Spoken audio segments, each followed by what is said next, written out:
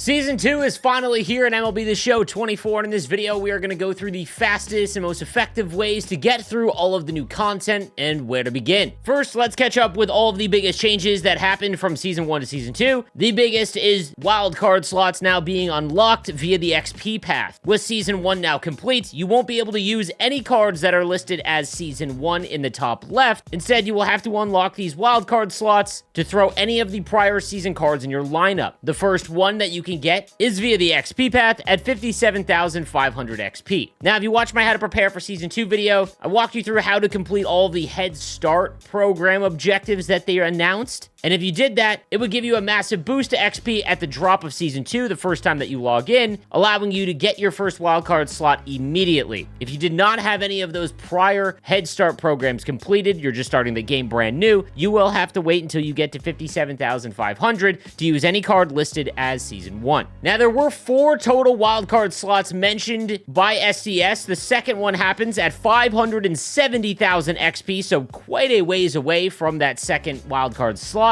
And then the third comes at 770,000 XP much later on in the year. Now, for the fourth one, it is not mentioned by SDS how we are going to achieve it. They simply mentioned that it's hidden and they will announce it at a later time. The other big change from the XP path is our first XP boss choice pack. It will come at 900,000 XP, down 100,000 from the prior season where we would have to get to 1 million. Not gonna lie, I thought it would be a little bit more of a drop, but it is still 100,000 less XP. Our 3 choices are great, in my opinion. First, starting with the Hall of Fame Ken Griffey Jr., with just an insane list of batting stats here, great fielding and decent speed. You've also got the Hall of Fame Roy Halladay, again with incredible attributes and his pitch mix of cutter, sinker, curveball, splitter, and four-seam fastball. His quirks, he does come with break outlier and does have 99 break as an attribute. And then finally, the 99 Chipper Jones. In my opinion, one of the best cards in MLB The Show. Not just because he is a switch hitter, but his swing just always plays so well. On top of that, he's got max contact at 125. Decent fielding, decent speed, but it is really the fact that he's 125 clutch and 125 contact and over 100 power from both sides of the plate. Spoiler alert, this is going to be my first selection. Now, throughout the XP path early on, you will see a few of these diamond packs, and at 145,000 XP, you will see that you can get 91 overall versions of these 3 players. Chipper Jones, obviously not nearly as impactful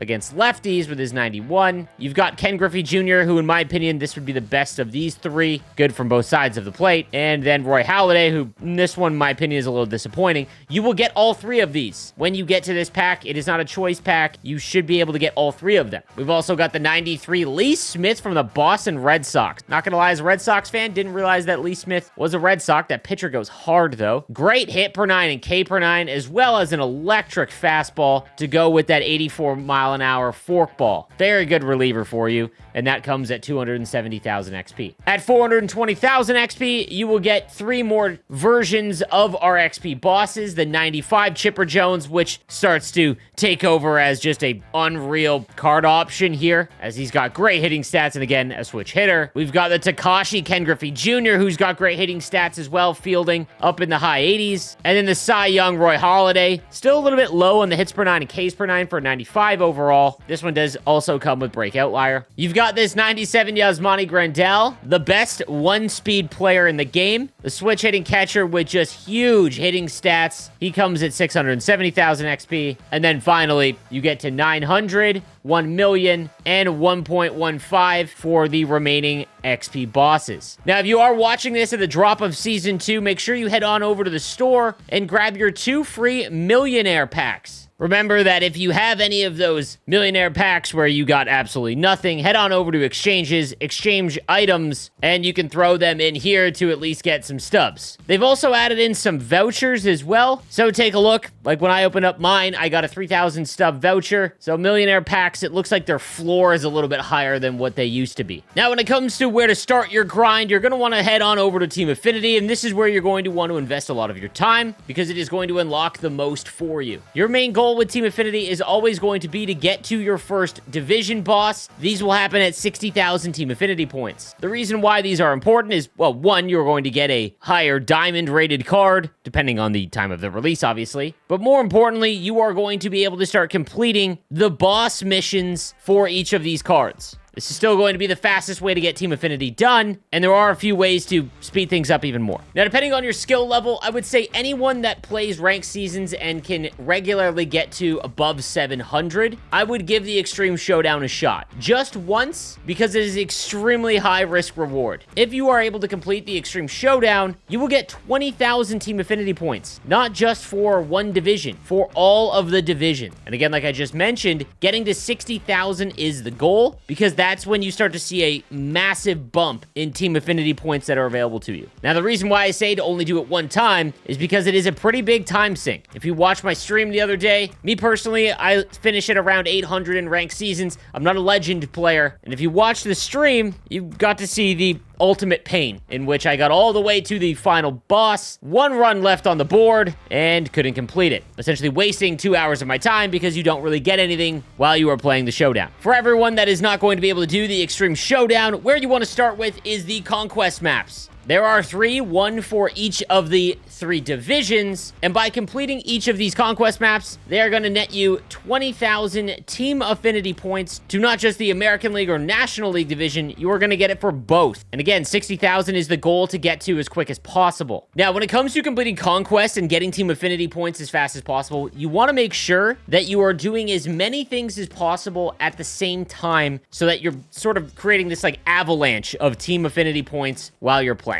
One of the worst changes from Season 1 was that they separated a lot of these missions into different offline modes. Absolutely brutal in my opinion, but since we're doing Conquest, you can see that every 15 hits with a Season 2 eligible division player, as well as Ks with a Season 2 eligible division player, it is going to net you 10,000 for the hits and 7,500 for the Ks. As you can see, I've got the furthest progress in the AL East. Big reason for that is because I am a diehard Red Sox fan. Haven't got a Tristan Casas card that is really usable this season. One of my favorite players to watch, and obviously going to be chasing after that. However, my first selection at 60,000 was Ryan Yarbrough. This is going to be the same for every single other division. You want to make sure you are taking the pitcher at 60,000 Team Affinity points. And again, the reason for that is because not only are you still working towards the hits and Ks with Season 2 eligible players from that division, but then you will see down here the Ks with the bosses from those divisions. Ryan Yarbrough is the only pitcher. Every 10 strikeouts, I'm getting another 10,000 Team Affinity points. When you combine that with the 10 Ks from the overall goal, you're getting 17,500 for every 10 strikeouts of Ryan Yarbrough in Conquest. Now, the other thing to keep in mind is to make sure you go through and do all of the moments for each division as well. These received a pretty big bump in Season 2's drop. You're going to get 5 moments. Each of them are going to give you 3,000 Team Affinity points, good for 15,000 and a good starting chunk. When you combine this with the 20,000 that you've got from the Conquest map, you're already at 35,000, more than halfway there to that first boss. All right, so now let's talk about your lineup for Conquest. You want to make sure that you are overloading on one division. I'm starting to go after the AL East. You want to make sure you have as many AL East players in your lineup as you can. On top of that, you want to make sure that you've got the starting pitchers that you're going to use. If you've got bosses already, prioritize those. You also need to remember that find a way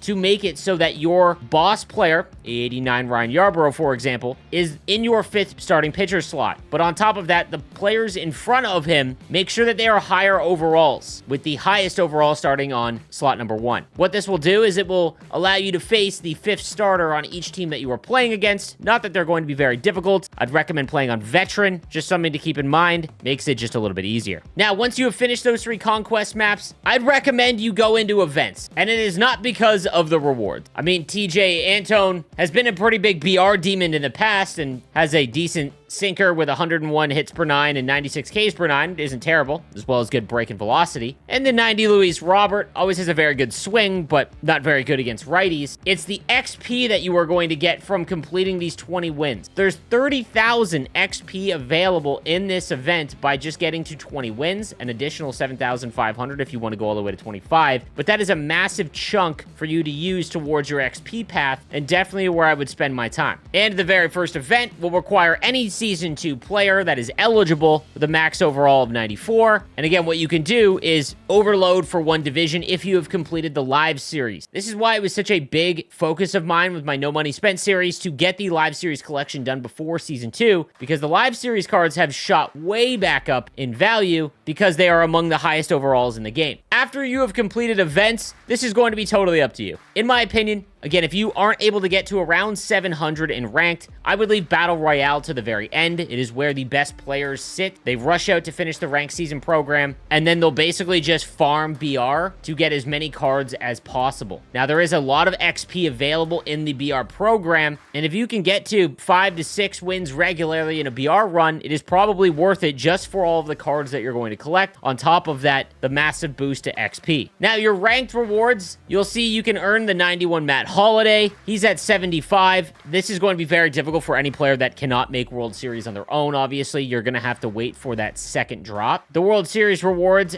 give you the 93 Mark McGwire. I really hope that they fixed his swing, because last year when he was introduced to the game, his swing was just abysmal. Great power, obviously, but just, yeah, I really hope that they made an adjustment there. And then you've got the 93 Mariano Rivera with great hit per 9 and K per 9, as well as a good pitch mix. Honestly, Mariano Rivera probably offers the most amount of longevity in terms of usefulness between these two rewards. Now, let's quickly talk about collections and how they've changed. Live Series. If you have not completed the Live Series collection, here is what I would recommend. If you are just a casual player, you play a lot, you don't want to work the market, I completed the collection by not touching the market at all, really. All I did was every pack I got, I collected the players that I earned in those packs that I didn't have, and then I just sold everyone else. I was able to do this relatively easy. Obviously, it's going to depend on your pulls. My biggest pull was Aaron Judge, as well as Ronald Acuna. After that, I pulled all of the lower overall diamonds throughout the entire season, but everyone else I had to buy, like Shohei Ohtani and Mookie Betts. It is very obtainable if you play regularly and just go about it in this way. You don't need to work the market. If you have not completed the Live Series collection, wait a month. Live Series collection cards now are insane. They are among the highest overall cards in the game. Shohei Ohtani, for example, shot back up to basically 200,000 stubs. I was able to get him near the beginning of the Team Affinity 3 drop for about 130,000 stubs. So again, I wouldn't chase the Live Series right now. The season collections, let's talk about this. So much like Season 1, there will be players that we can earn all along the way, and at 230, you are going to get a choice pack of the 99 Derek Jeter. He's got great contact, good fielding and speed. Bob Gibson, who is more than likely going to be a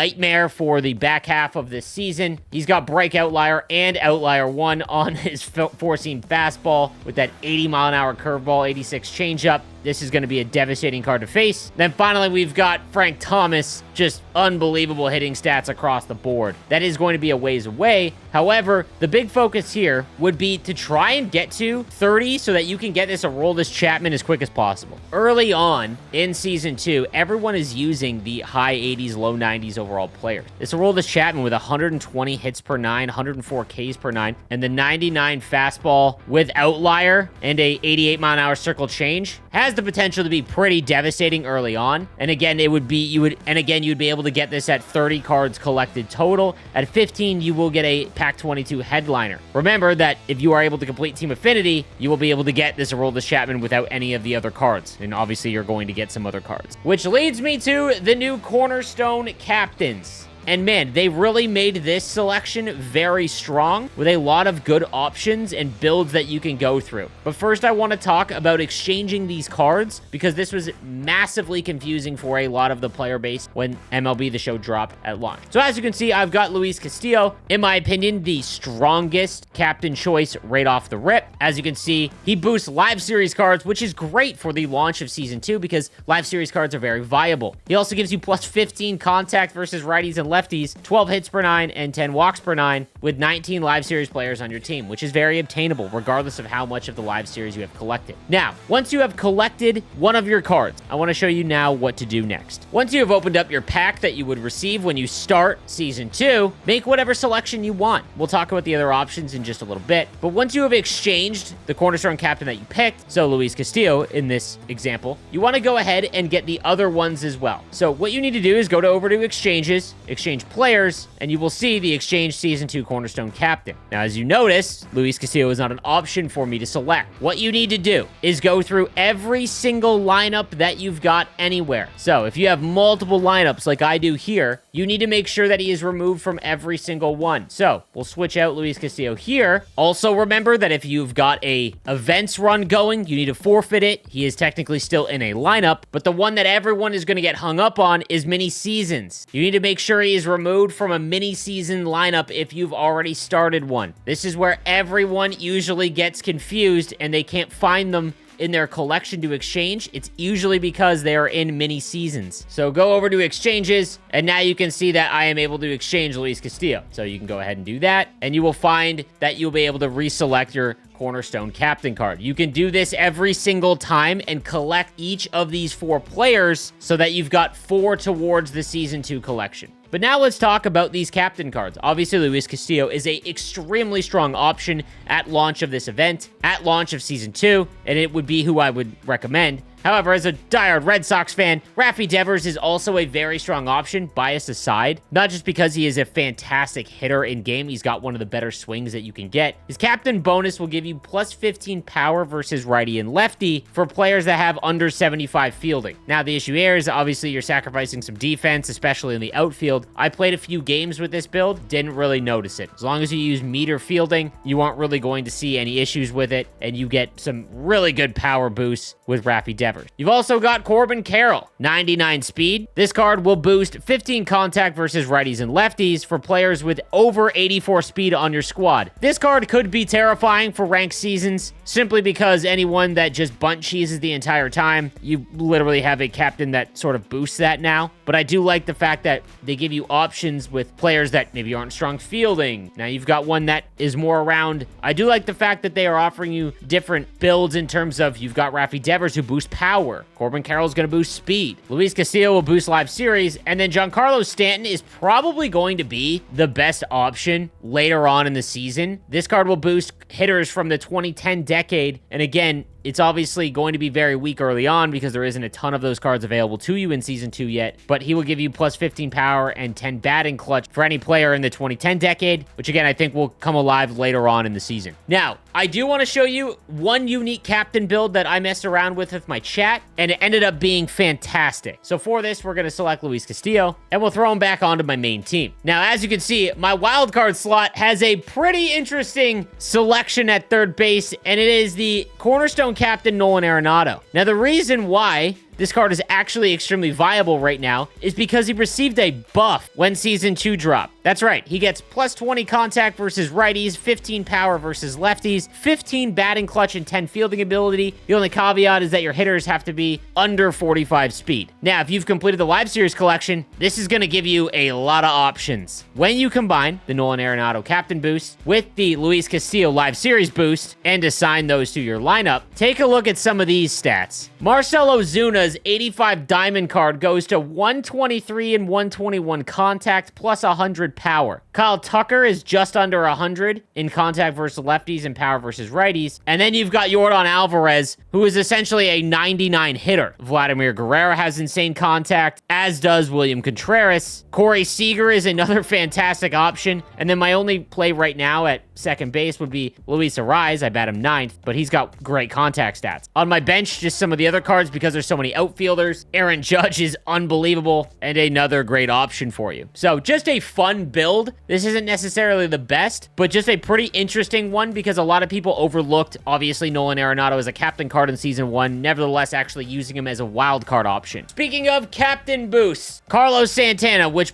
was pretty much what everyone used once he dropped as he boosts switch hitters, he got a nerf. So for everyone thinking about using him as his wild card, he's now down to 10 contact versus righties, 8 contact versus lefties. So a pretty significant nerf, and honestly, I just want to try something else. Now, I didn't talk about the Season 2 awards drop 1. I wouldn't recommend rushing out and trying to complete this right away because it is kind of annoying. So as you can see, you'll end up with this 89 Nick Castellanos, who's pretty strong. He also fits the Rafi Devers build as well. So if you've got Rafi Devers as a captain, he's going to get plus 15 to power to both sides of the plate, making him a very strong option. But the issue here is that you can only earn 12 program points from the moments, which obviously isn't enough to get you your first player. The other issue is that the missions require you to use Season 2 eligible Season Awards and Tops Now players. There isn't really any players yet. The only way I was able to complete this is with the Ryan Yarbrough from Team Affinity. So if you want to be on the lookout for some of those cards and the ones to chase after right away, that's probably where I would start, just so you can actually do this passively. But we're going to get the next week drop of Season Awards,